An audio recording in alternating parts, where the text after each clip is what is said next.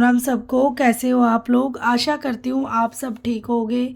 और छोटी दीपावली की आप सबको बहुत बहुत शुभकामनाएं, जो कि 19 अक्टूबर को मनाई जाएगी और जिसे हम नरक चतुर्दशी या छोटी दिवाली या रूप चौदस भी कहते हैं। यह दिवाली के पर्व से एक दिन पहले मनाया जाता है और इस दिन श्री कृष्ण, यमराज, भगवान वामन, माता काली, हनुमान जी और शिव जी की पूजा होती है। और जो लोग कार्तिक स्नान करते हैं उन्हें छोटी दिवाली की कहानी ज़रूर सुननी चाहिए। तो आप मेरी वीडियो पे नए हैं तो चैनल को लाइक, शेयर और सब्सक्राइब ज़रूर करें और ज़्यादा से ज़्यादा शेयर करें। आपके लाइक और सब्सक्राइब से मुझे बहुत ज़्यादा मोटिवेशन मिलती है। तो चलो हम कहानी स्टार्ट करते हैं। कृष्ण अपनी 8 पत्नियों के साथ सुखपूर्वक द्वारका में रह रहे थे।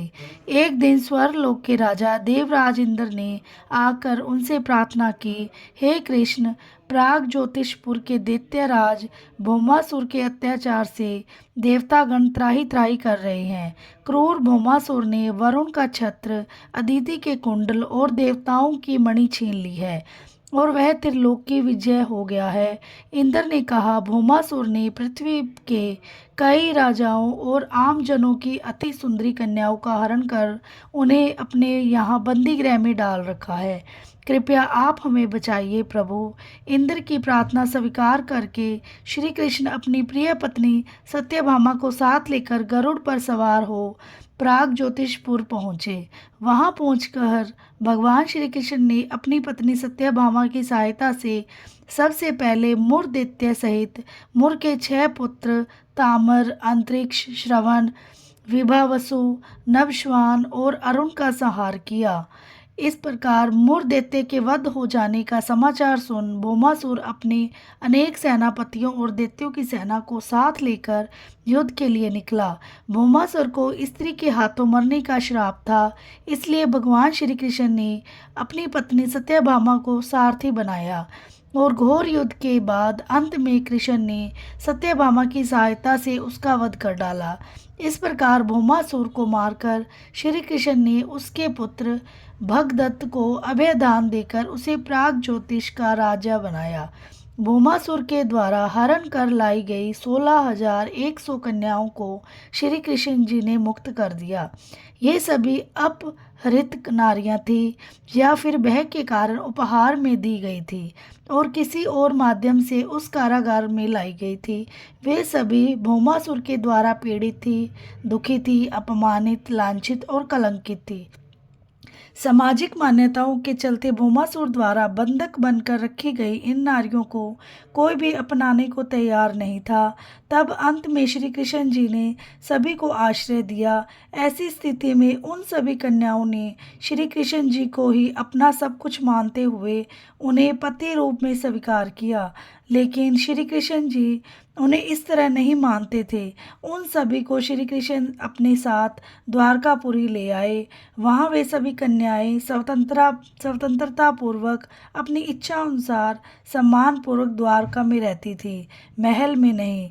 वे वही सभी वहाँ भजन, कीर्तन, ईश्वर भक्ति आदि करके सुखपूर्वक रहती थी। द्वारका एक भव्य नगर था जहाँ सभी समाज और वर्ग के लोग रहते थे। भगवत पुराण में बताया गया है कि भौमासुर भूमि माता का पुत्र था। विष्णु ने वराह अवतार धारण कर भूमि देवी को समुद्र से निकाला था। इसके बाद भूमि देवी ने एक पुत्र को जन्म दिया। पिता एक देव शक्ति और माता पुण्य आत्मा होने पर भी भौमासुर क्रूर निकला। वह पशुओं से भी ज़्यादा क्रूर और अदमी था। उसकी करतूतों के कारण ही उसे नरकासुर कहा जाने लगा।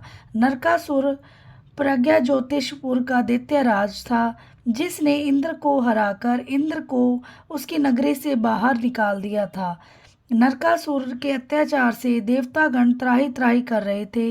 वह वरुण का छत्र, अदिति के कुंडल और देवताओं की मणि छीनकर त्रिलोक की विजय हो गया था। वह पृथ्वी की हजारों सुंदर कन्याओं का अपहरण कर उनको बंदी बनाकर उनका शोषण करता था। नरकासुर अपने मित्र मुर और मुर दैत्यों के 6 पुत्र तामर, अंतरिक्ष, श्रवण, विभावसु, नभश्वान और अरुण के साथ रहता था। भगवान श्री कृष्ण ने सभी का वध करने के बाद नरकासुर का वध किया और उसके एक पुत्र भगदत्त को अभयदान देकर उसका राज तिलक किया और इसीलिए ये छोटी दिवाली मनाई जाती है। और बुराई पे अच्छाई की जीत को भगवान ने इस रूप का नाम दिया है, जिसे हम नरक चतुर्थी या छोटी दीपावली या रूप चौदसवीं कहते हैं। और आप सबको इसकी बहुत बहुत शुभकामनाएं, और मुझसे जो भी कोई गलती हो गई हो तो मुझे क्षमा करना। और वीडियो को लाइक, शेयर और चैनल को सब्सक्राइब ज़रूर करना जो भी चैनल पे नए हैं, और भी अच्छी अच्छी जानकारी लेने के लिए कमेंट करना। Thank you. राधे राधे। जय श्री श्याम।